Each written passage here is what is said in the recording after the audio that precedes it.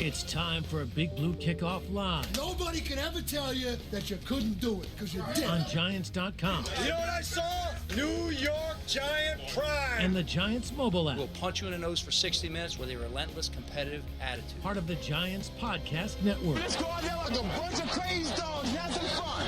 Welcome to Wednesday's edition of Big Blue Kickoff Live here on Giants.com and the mobile app. Good to be with you. He's Paul Dottino. I'm Lance Meadow with you for the next 60 minutes as we're here to break down all that is happening with respect to the New York Giants. Multiple ways you can interact with us here on the program. You give us a ring, 201-939-4513. You could also head to Twitter using hashtag GiantsChat. A reminder, you can find the archive of this show and our entire podcast network on the Giants mobile app, podcast platforms everywhere, and at Giants.com/podcast. So the Giants are going to be traveling to Cleveland. They'll have joint practices on Thursday and Friday leading into Sunday's second preseason game. We'll get into that, as well as what came out of a bunch of press conference yesterday, in addition to a late trade that was orchestrated between the Giants and the Packers. So a lot to unravel, a lot to tackle. And Paul, I know you're jammed up, you're pumped up for these next 60 minutes. How's everything? Oh, doing well, Lance, especially since the Giants baseball brothers, the New York Yankees, have now vanquished the Red Sox, swept them yesterday, and have indeed moved into second place and are currently in a wild card playoff spot, erasing a 10.5 game deficit. The baseball brothers of the football Giants are alive and kicking. It's a good day. Absolutely. And it's another example of how baseball's a law of average, where you could start off slow, recover, team gets hot, they all of a sudden come back down to earth. And I think we're seeing that with respect to the American League East. We are not Yankees.com, in case you're just tuning in and confused. But they there are is our ties. baseball brothers, you must understand. Correct. Having played in Yankee Stadium for all those years. That was what I was going to get to. So there are some crossover areas to at least bring the Giants and the Yankees to the forefront. There's no doubt about that. But I think we got plenty to tackle in terms of the Giants. And let's start with the news that broke yesterday, well after Tuesday's edition of Big Blue Kickoff Live, and that is the fact, Paul, that the Giants pulled off yet another trade. And this is now another cornerback that they're bringing into the mix. Josh Jackson from the Green Bay Packers, second-round pick in 2018. He comes to the Giants.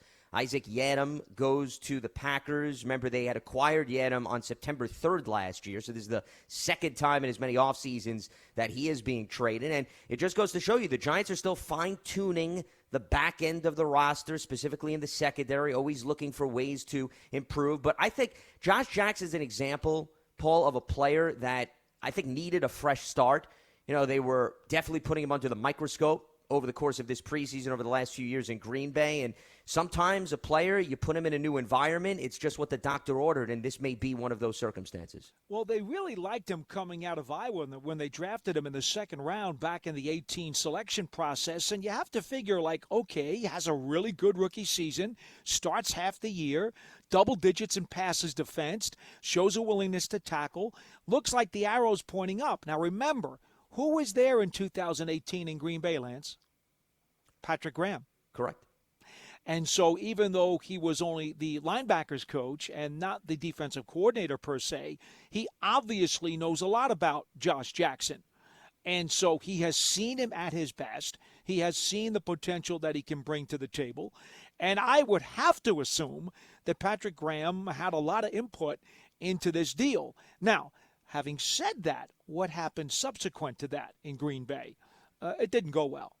Jackson, for whatever reason, could it have been conflicts with the coaching staff? Could it have been he just couldn't get the mentality and the scrapbook right and the tape work right?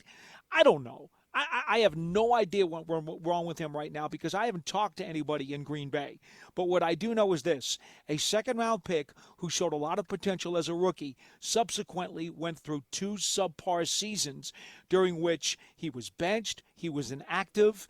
It just did not go well. So he had to get out of Green Bay if he was going to continue his NFL career. He now has a new lease on life with the Giants, with a guy who has seen him at his best, who knows what he might be able to bring out of him, and we will see if the Giants can, in fact, try to bear the fruits of that research. He was also, by the way, with Blake Martinez when he was in Green Bay for 2 seasons, too. So there's some familiarity in terms of the guy in the middle of the defense. You mentioned the connection to Patrick Graham. This is somebody that also has special teams experience in addition to playing corner. He's played 52% of the special teams snaps. If you go back to 2019, that was his high. 40% as a rookie and then 33% last season. He was mainly used as a backup to Kevin King over the last few seasons. But as you mentioned, once again, this is somebody that has ties to your defensive coordinator on the team. And if there's anybody that I'm sure had some ideas about how to utilize him now that Patrick Graham is running his own scheme, because as you mentioned, he was the linebackers coach when Josh Jackson was a rookie. So it wasn't his scheme. Now Patrick Graham, I'm sure, has some ideas about how he could utilize Jackson. And the Giants, once again, they're not bringing in Jackson and saying he's going to be a starter. They're looking for ways, though, to bolster who the 4th, the 5th, the 6th cornerback is. And that's why they're making some tweaks. They're also looking to bolster their special teams units. I think that has been certainly apparent by not just the acquisition of Jackson, but most important, Keon Crossan, who has ties to Joe Judge, because they were together when Crossan was a rookie with the New England Patriots. He since then was traded to the Houston Texans. Now he comes over to the Giants, a speed guy, a guy that's going to be really good in terms of coverage. And remember, we've been talking about this all throughout last season. One of probably the most notable losses, Paul, for the Giants was Cody Core. Because Cody Core was one of those glue guys on special teams who contributed to every unit.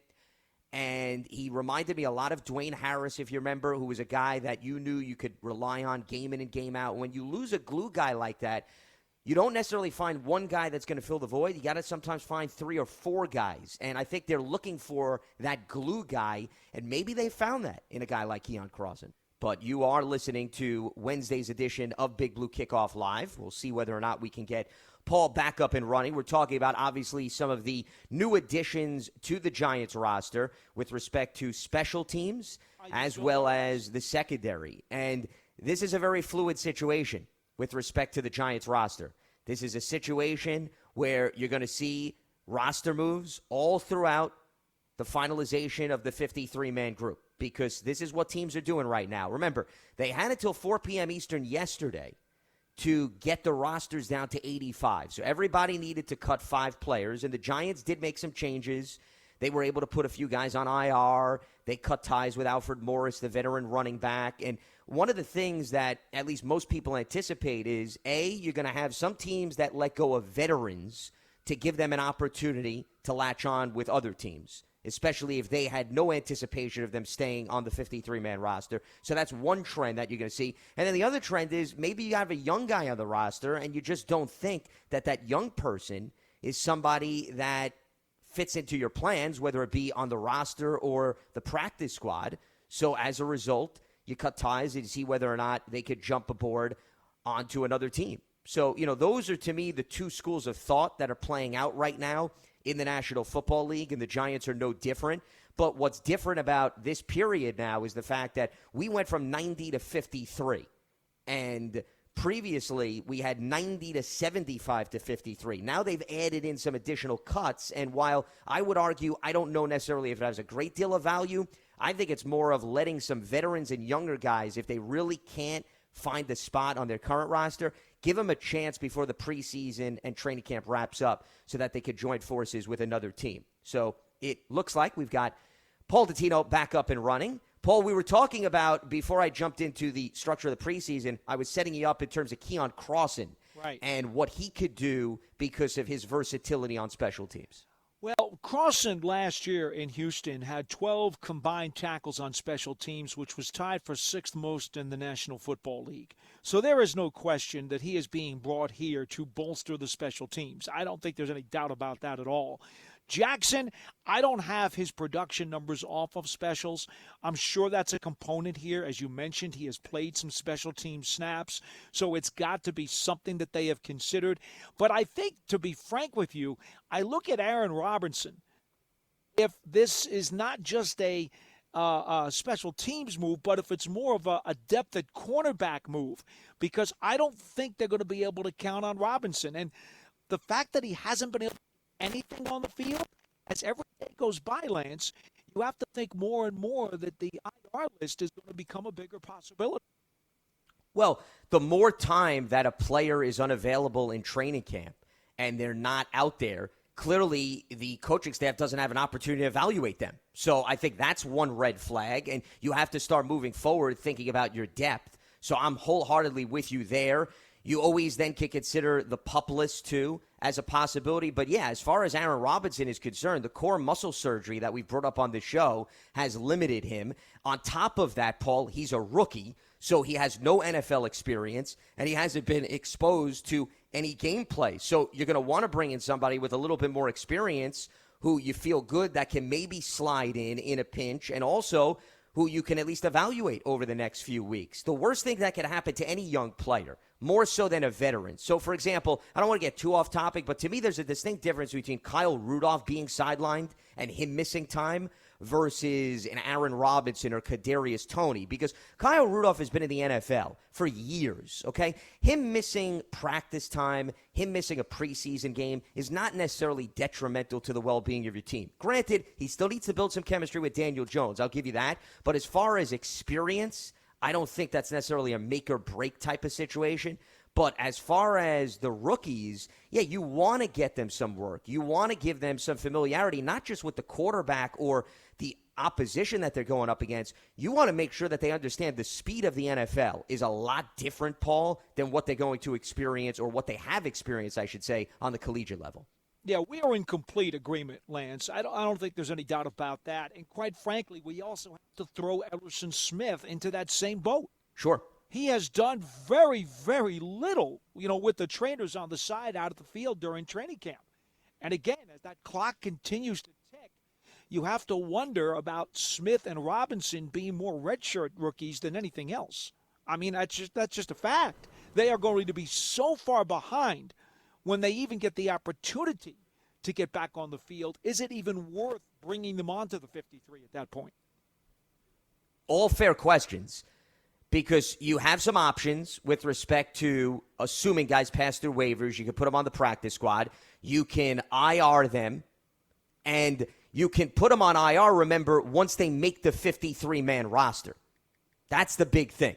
The question is, can you put them on the 53-man roster, meaning you could get rid of everybody else and then place them on IR if they're not ready to go? Then this way they only miss the first 3 weeks of the season. They're eligible to come back week 4. That could be an option. But remember, in order to do that, that means you have to cut somebody else who maybe you were considering to keep, who would not make the 53-man roster. So, that to me is going to be something interesting to monitor, what the Giants do with some of the players that Paul was mentioning, the Aaron Robinsons, as well as the Ellerson Smiths, because it's not necessarily just how you feel about the player. It's also a numbers game with respect to your roster. And the last thing you want to do is cut ties with a young guy. Somebody else scouted them, had film, they grabbed them, and then all of a sudden you're not putting them back on the practice squad. And that's, to me, the biggest challenge, especially now that teams have more film to study guys with because there's a preseason. So all of these things, Paul, really change the dynamics in terms of the evaluation of players compared to what we were talking about at this time last season. Well, it becomes counterproductive, Lance, because now if you try to rush the rookie out there when he's truly not ready, not only have you done him a disservice, but you've also done yourself a disservice because you're removing somebody else from your roster at their expense. Sure. And so it's a double whammy. So it really, I'm just looking at these two guys in particular, and I'm just shaking my head and saying it's going to be quite a while before we see them. And really, I don't know how you can count on it at all. I mean, I mentioned to Joe Judge the other day when I was talking to him about this particular issue. And he said, look, the only thing we can, in terms of the playbook and how we get them ready mentally, well, the only thing we're going to be... Sounds like we're losing Paul there again, Lance. Yeah, it looks like Paul is coming in and out. I was trying to see if we could ride the storm. Yeah, I know. I faintly hearing him. And we don't know whether or not Mother Nature is having something to say, technology. I know that, we want to hear his analysis and his breakdown. Some would argue maybe we don't need as much as Paul Dottino, but we're not going to go there. We're not going to psychoanalyze him today. We'll see if we can work those things out and get him up and running. But we are focusing on the ins and outs of the Giants roster. And Paul was talking about really that catch-22 in all seriousness about when you have a young player and he's battling injuries, what do you ultimately do with that player? There's multiple options that we were talking about, But do you try to hold on as much as you can to keep him on the 53-man roster? Do you roll the dice and maybe having them pass through waivers so you can put him and store him on the practice squad? There's a lot that goes into that. And remember, the Giants, the whole point of them investing in a lot of these young players through the draft over the last few years is they want to build up their depth chart, but they want to build up their youth movement. They want to have guys who they develop over the last few years so they can keep this nucleus together as opposed to always having to tap into free agency. And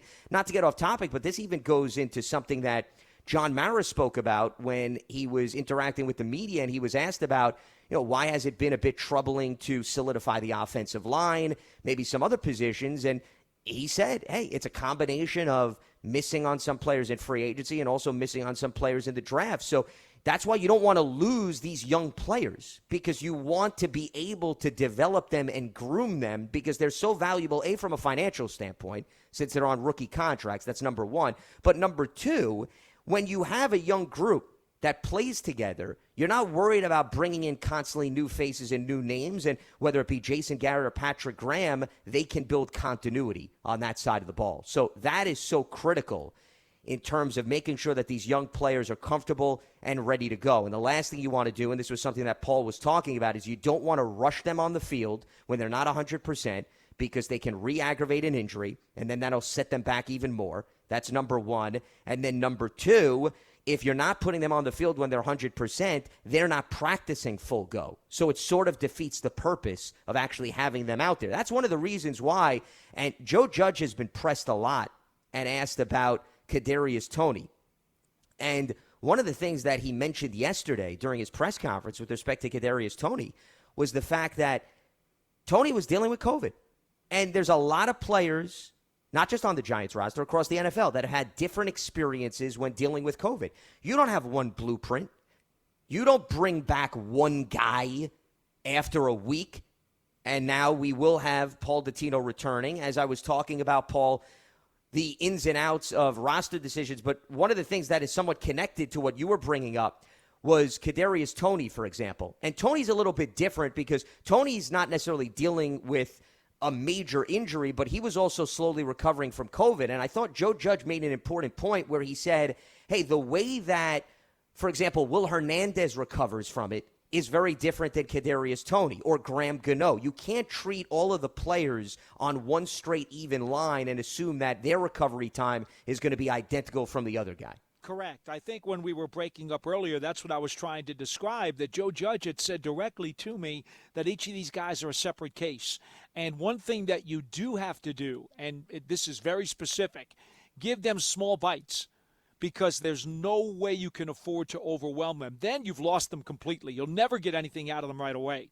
You're going to have to give them small bites and say, okay, listen, this is the package that we'd like to get you involved in, and concentrate on trying to get them to do that. Because to overwhelm them with the full playbook, given the fact that they're so far behind in general as a rookie class, is just not productive. Yeah, and that to me is the challenge that a lot of teams right now are facing, because once again, there's more exposure to younger players this year. And then there's always the challenge about how you go about making decisions with respect to players who are on the young side that were hurt. So that's some of the things that the Giants are working through as they now head to Cleveland. And let's move there, because that's obviously the other big piece of news. They're going to have joint practices with the Browns on Thursday and Friday leading up to Sunday's preseason game. And, one of the things that Joe Judge has emphasized, specifically in his presser yesterday, as well as leading up to this, was the relationship, Paul, that he has with Kevin Stefanski, going back to their days in high school football in Philadelphia. And then, of course, Bill Belichick, because he worked on the Patriots staff. And the reason why you want to have a joint practice with a team that is run by a coach that you have an established relationship with is you script out how you go about practice, even when it's with another team. And if you trust the other coach, they're going to send the same message to their team that you're sending to your team, and that you don't want, at the end of the day, anybody to get hurt. You also don't want to waste anybody's time. You want to have a productive practice, and that's why it's no coincidence that they're having the joint practices with two coaches that have very strong ties to Joe Judge. Well, the big deal here is the trust between the two. And this is one of the reasons why the Giants not only pick Cleveland, but pick New England to have these joint practice sessions. Because the way this thing goes, and one of the writers asked about this yesterday because they obviously didn't know, these coaches actually pre-plan exactly how these sessions are going to be. And, for example, one coach will say to the other coach, listen, we need to work on running plays in the red zone. So can I get a section of those plays? And, okay, fine, that'll be period number 3. Then the other coach will say, all right, in period number 4, I really want to work on my interior pass defense with my safeties and my slot guy. Can I get some of those? Okay, great. Let's make that period 4. And so there's a cooperative effort with each of the coaches to specifically design the joint practices in areas that they need. And that's why it's called a controlled session, because the stuff has been predetermined. It's already been choreographed like a finely tuned ballet in terms of what they're going to do. It is not like a preseason game. When in a preseason game, they're actually playing a mock game and trying to do things under live game conditions. That is not what these joint practices are about. These coaches have very specific areas of emphasis that they want to see, and they set things up predetermined so that they can see the specific areas that they want to concentrate on. And that's why they're so valuable, because they don't want to, once again, just sit around and stare at each other for 2 hours. They want to be able to work on the issues that maybe they saw rise out of the previous preseason game or during practice. So, that's why there's so much planning that is put into this. Joe Judge even said that he was going to be talking to Kevin Stefanski late yesterday Correct. to just sort of go over the game plan about, Correct. hey, this is what we plan on doing on Thursday and Friday. So, sometimes the game plan can change, Paul. On Monday, you map out practice and you say, hey, this is what we're going to do. And then maybe all of a sudden, Tuesday and Wednesday, new issues arise and you say, hey, let's tweak this. So, that's also the benefit of having an established relationship with the other coach. Well, I would think that in this particular case, one of the things that Joe Judge is going to ask Stefanski to do is, can you send some extra heat at my offensive line? I mean, Sure. Let's not kid ourselves. This is an area that the Giants are going to need a lot of work in and need a lot of time to evaluate. And when you look at the Browns, they got a pretty good front. So it makes perfect sense that Judge would want those guys to be tested. So I guarantee you he has told Stefanski, make sure we do something involving your defensive front because I want to put some heat on my guys. I want to raise the bar and see if they can meet it. And I think this is an overall good matchup for the Giants, joint practice-wise, because the Browns have a lot of talent across the board. I know you focused on the offensive line, and I'm with you there, but I think everybody on this roster, top to bottom, is going to get some challenges. Cleveland revamped its secondary based on who they brought in over the course of the offseason. They brought in 2 guys from the L.A. Rams, specifically the safety John Johnson III and then cornerback Troy Hill. They added up front with Jadeveon Clowney in addition to Malik Jackson, and they also already have Myles Garrett, so your point is well taken about them being able to provide some pressure on the offensive line. But there's guys on both sides of this ball, and then, of course, you got Odell Beckham and Jarvis Landry. You got Nick Chubb. You got Kareem Hunt. So this is going to be a good litmus test, Paul, overall for the Giants, leading into the preseason game, of course, but they should be able to get some real good quality work from all positions over these next 2 days. There's no question. And that's why this is so important to Joe and why, even though these grades, these joint practice grades, won't carry as much weight as the preseason games necessarily, they are still going to be extremely helpful and be much more important than just the practice grades that we've seen out at East Rutherford. We talk about this all the time. When roster decisions are made, while the preseason games are televised and everybody's always looking for production out of the preseason games, they're evaluating them more closely, you could argue, during practice. Within a Giants practice, and then also, of course, when the Giants practice against other teams, which you're going to see over the next 2 weeks. So sometimes a guy, he may not wow you in a preseason game, but he certainly could stand out during the practice session. And then when you look at the 53-man roster and you're like, I wonder why this guy made it, more often than not, it's probably because he was a more consistent player, Paul, during the course of his practice reps than necessarily going out there and putting up monster numbers within a preseason game. There's no doubt. And I think one of the other things that we want to make sure people understand, too, is that no matter what we talk about during the course of these practices, and obviously we've all put out our practice notes on Twitter and the practice reports and things that Dan and John will write up on Giants.com. Look, everything that we see, that's fine. That's stuff that we see with the naked eye. But the bottom line is when people say, well, offense won today, defense won today. What does that really mean? Not a whole lot. Because the truth of the matter is, these players are being evaluated on an individual basis. Those individual keys, those grades that are coming out in the coach's room when they sit down and they're grading each player every single day, those are the grades that really matter. Because this entire camp, as it is every summer, is an exercise really in trying to identify your 53 guys.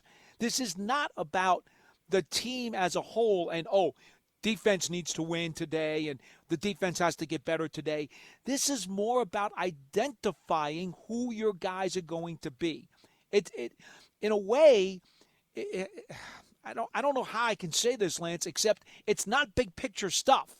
This is very detailed individual stuff because eventually when you got your 53 narrowed down, now you look at the big picture and say, okay, what does our defensive unit look like? That's why, I have to tell you, the other thing that just rings so obvious to me is that because of today's game, the way the rules are, the way the game is designed, and the way that teams have to make up their rosters, you can't have the old-time philosophy of Bill Parcells, who went into the preseason and said, you know what? Yeah, I do want to evaluate my guys, but I also want to show them and make them feel what winning habits are about. Parcells wanted to win 2/3 and 3/4 of his preseason games because he thought that there was a mentality to winning.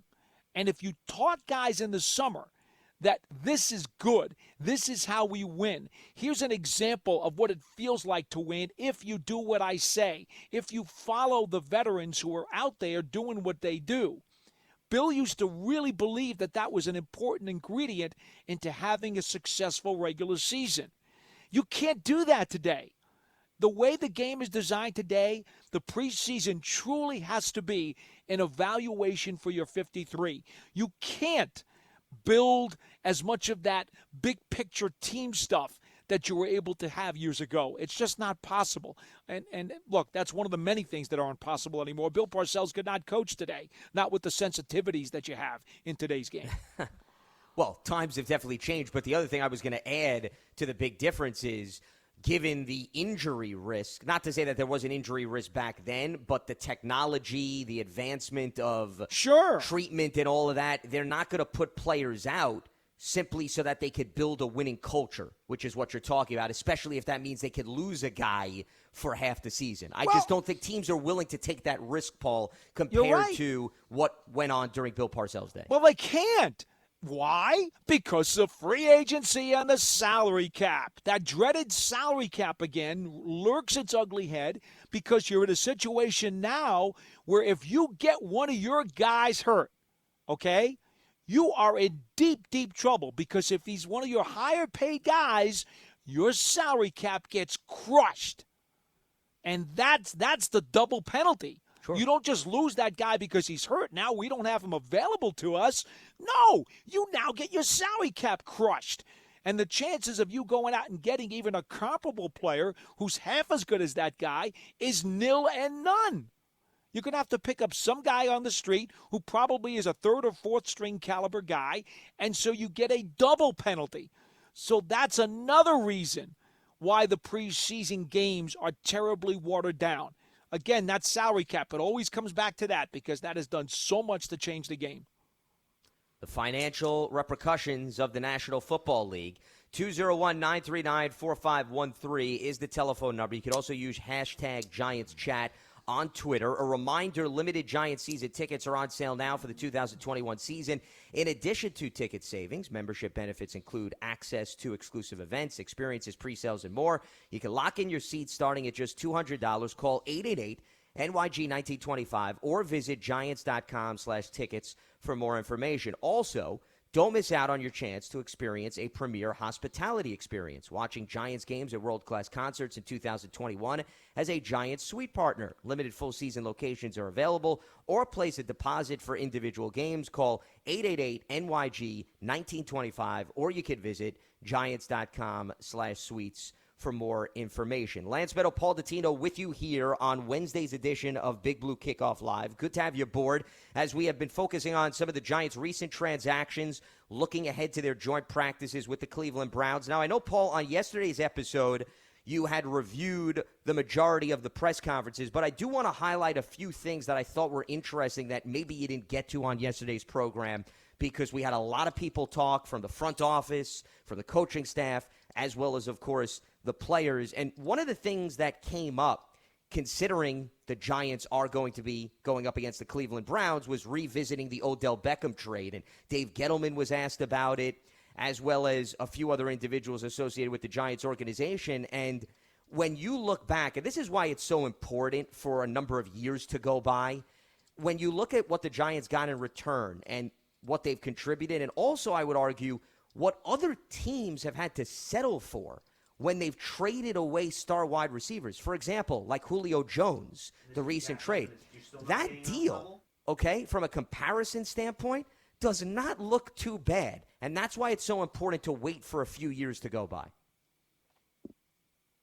Lance, you broke up there, so I didn't hear everything that you said. I apologize. Not a problem. Well, what I was getting at, Paul, if you hear me crystal clear right now. I do hear you now. Okay. I was talking about one of the things that was brought up during the press conference yesterday, given the fact that the Giants are going to go up against the Browns, and one of their former players, Odell Beckham, and Sterling Shepard, was reflecting on the fact that he works out with him in the offseason. But Dave Gettleman was asked about, when you look back at that trade, what do you think? And he now has a few years to monitor what transpired, especially with the guys that the Giants received and what they've been doing. And everybody who was acquired in that trade through the draft, as well as Jabril Peppers, certainly has contributed. But the point I was making at is why it's so important for a number of years to go by, as opposed to just judging a trade on the surface. Because now you look a few years back, when you look at other wide receivers who were traded and what teams got back in return in comparison to the Giants, and also who the Giants received and what they've contributed, all I'm saying is, overall, not that bad of a trade.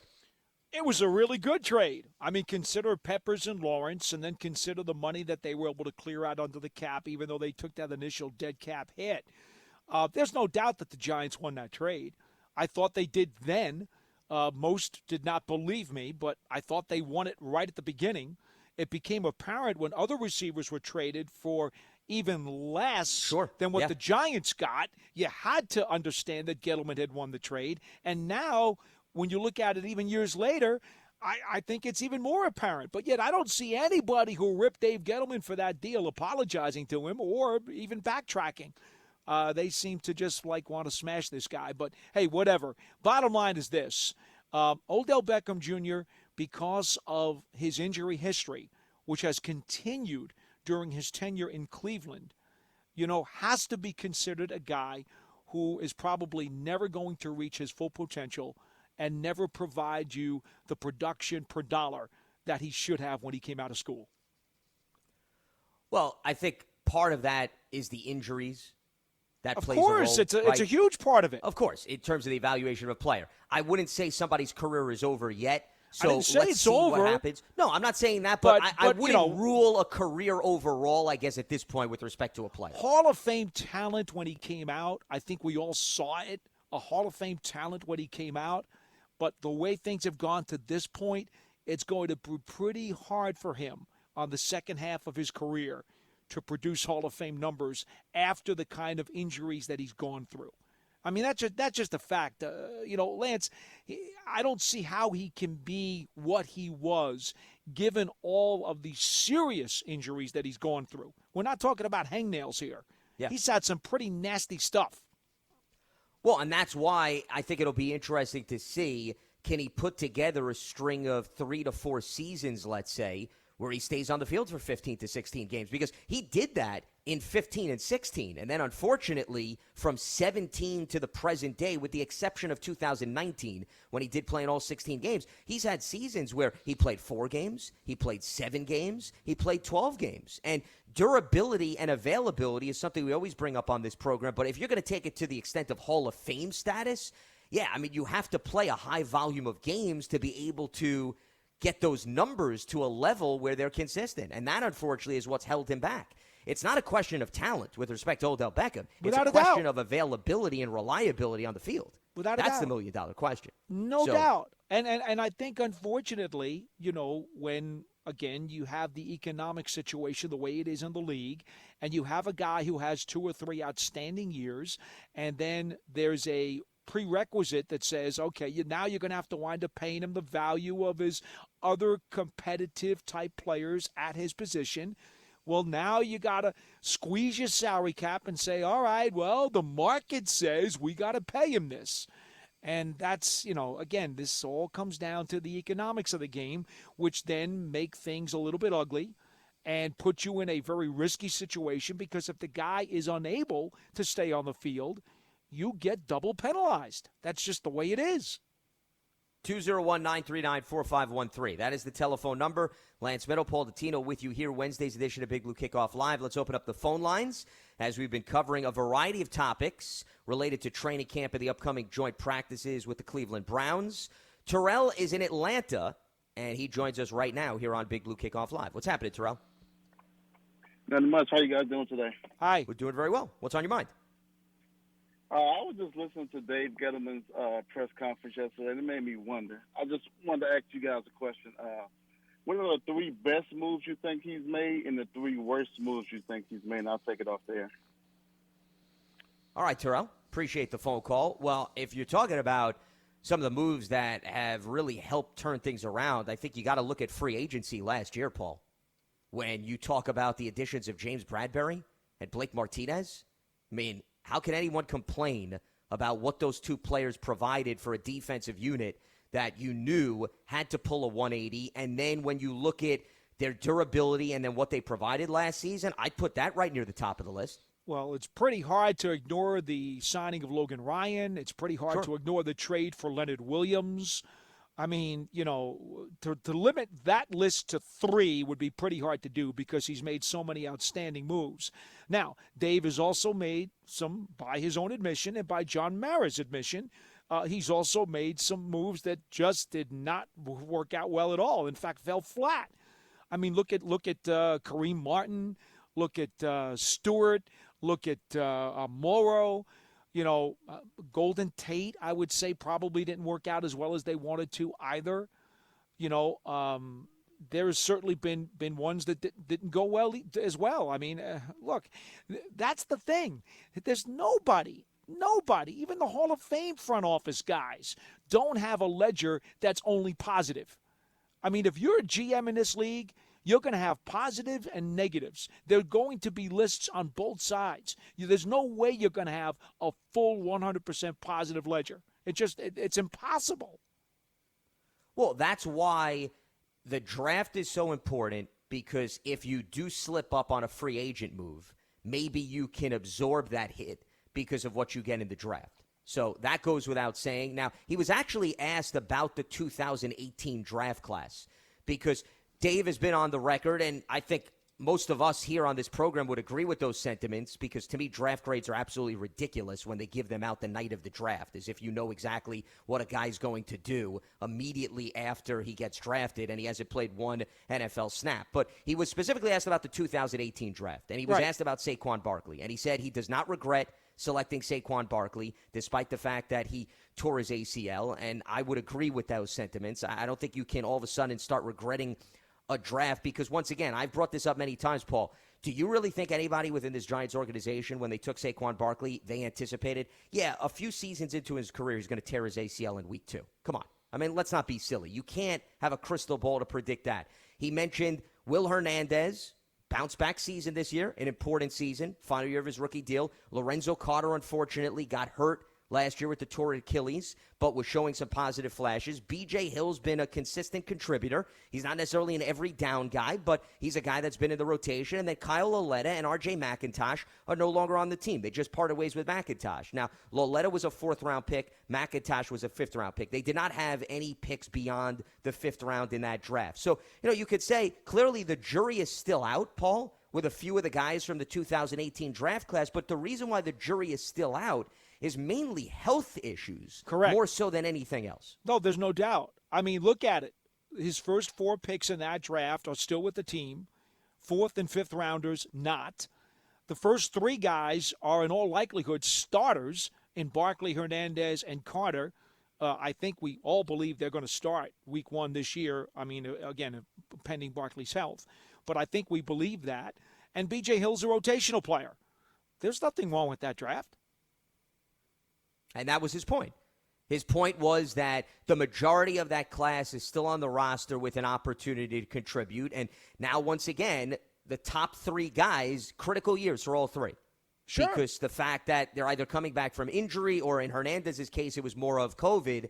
You want to see those guys stay on the field and be consistent contributors. So it's show me time for 3 of those guys in particular. But most teams with the turnover rate in the National Football League, Paul, if you were to say you still have 4 guys from a 2018 draft class on your roster, that's not necessarily a bad thing because their teams, man, with the way they turn over the roster, sometimes you'll be lucky if 2 years removed from the draft, you still have guys on your roster, especially if maybe there was a change within the front office. Let's head back to the phone lines. Phil is in North Carolina, joining us here on Big Blue Kickoff Live. What's happening, Phil?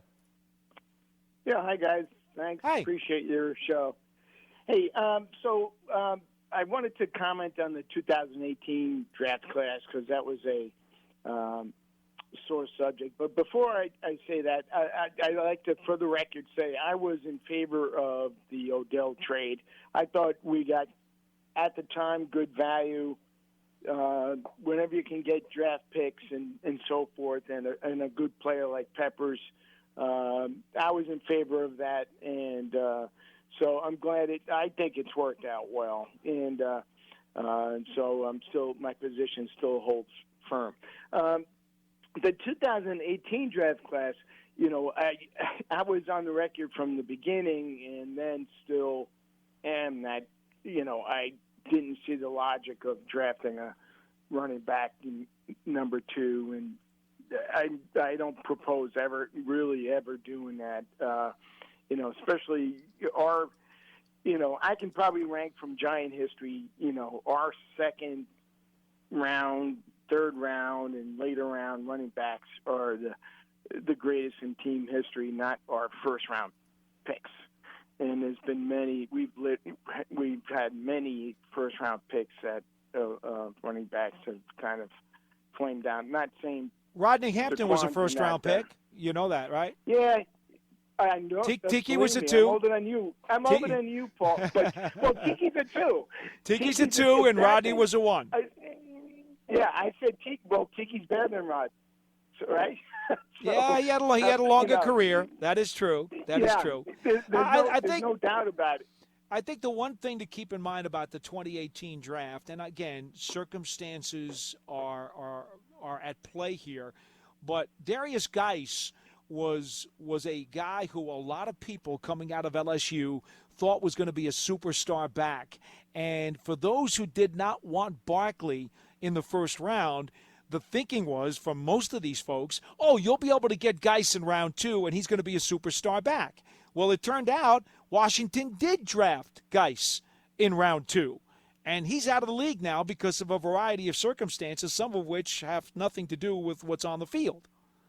So that didn't exactly work out well for them. Yeah, no, there's exceptions. Obviously. I'm just adamant about it. But I think the thing that I'm probably, injuries you can't really account for that. But the one thing that I'm a little upset about Saquon is that, he's not a good pass blocking back, and he's a big dude, and I wish he had a little bit more Ahmad in him, Ahmad would man, that guy gave everything, You know when what, he though? was in pass blocking. Let me propose something to you. You remember now, and you're right, Ahmad Bradshaw, man, packed a lot of pop for his size. He was really good at it. Dave Meggett, in terms of pound for pound, he was as physical a blitz picker-upper as you're ever going to find in this league, pound for pound. Now, Tiki got really good at it later in his career. The first few years of his career, he wasn't playing much. He was a third down back. And you know what? He couldn't pick up a blitz worth a damn. He was not good at it at all. In fact, he showed a reluctance to me on the field to want to do it. And then over time, as they cured his fumbleitis, they also turned him into a good blitz picker-upper. And obviously, you and I both agree that the second half of Tiki's career was totally different than the first half, and you could certainly argue that he could make a case for the Hall of Fame. So to say that totally agree. So Barkley was ahead of Tiki at the same stage of his career as a running back. The question with Barkley is going to be, can he have the longevity that Tiki wound up having, and can he become more of a blocker in the backfield when necessary, just like Tiki did? I don't know that we know the answers to those two questions. True. I'll give you that. Time does change things, but I'm just saying I am disappointed at where he is with that blocking now. I like a little nastiness in the backs and on the line and so forth. So that's my big thing on the 2018 is that I would have liked the guard. I think at that Nelson. Yeah, you're talking about Quentin Nelson. I would have liked the guard. Imagine if we had that dude. So, man, I mean, we would have a different discussion on the offensive line. So, anyway, I appreciate you guys. Thank you, and keep up the good work. Thank you. All right, Phil. Appreciate the phone call. Now, remember, I think the other thing to note with Saquon Barkley is it's more of a weapon as opposed to a running back. If you were to take a conventional running back with the number 2 overall pick, I think there's more to debate there, meaning a guy that is just going to be on the field for first and second down, is not a threat out of the backfield, doesn't have game-changing type of playmaking ability. But Saquon is of the Christian McCaffrey type of build, where you bring him in because he's a weapon. Yeah, exactly. Yeah. So, that I think is more of the mindset because, when the last caller started referencing other Giants running backs or just when you associate with him the label of running back, I don't think it does him justice. To me, they took a weapon with the number 2 overall pick. Unfortunately, he's dealt with the injury bug. But you could say that about any player. You don't know that that's going to happen. But it wasn't the mindset of the Giants are taking a running back at 2. They're taking an offensive weapon who could do a variety of different things. Let's put him out on the field, get him out in open space, and watch what he could do. And he certainly did that as a rookie. Unfortunately, since his rookie year, there's been some injuries that have held him back. And that's been to be the biggest stumbling block. I'm with you, Lance, because you usually think that the guy's going to come out of the box, and if he's that good as a rookie, you think there'll be improvement over the course of his career because he will adapt, he will learn, he will gain experience and craftiness, and in some ways he'll get better, and in some ways, obviously, he will deteriorate. But on the whole, you'd like to believe a guy like Emmitt Smith. See, here's the thing. I laugh when people rip on Dave and they say, well, running backs, they only last 2 or 3 years. Okay, tell Emmitt Smith that he was only going to have a 2-year career. Tell Franco Harris he was only going to have a 2-year career. Tell Frank Gore he was only going to last 2 or 3 years in the league. How do you know the guy's only going to be in the league for 2 or 3 years? Yeah. You have no idea. And if the guy is that great of a player and you, as you say, you see him as a weapon, you take him and you say, well, hey, all things being equal, he has just as much chance to be an 8, 9, 10, 12-year pro as he does being a 2-year pro. And it's like if he's that special and that talented, there's going to be a ton of stuff we're going to be able to do with him. Now, the bad news is, at this point, we've seen the best of Barkley as a rookie, and there has not been an improvement or an acceleration or a more productive type of Barkley because of the ankle and then because of the knee.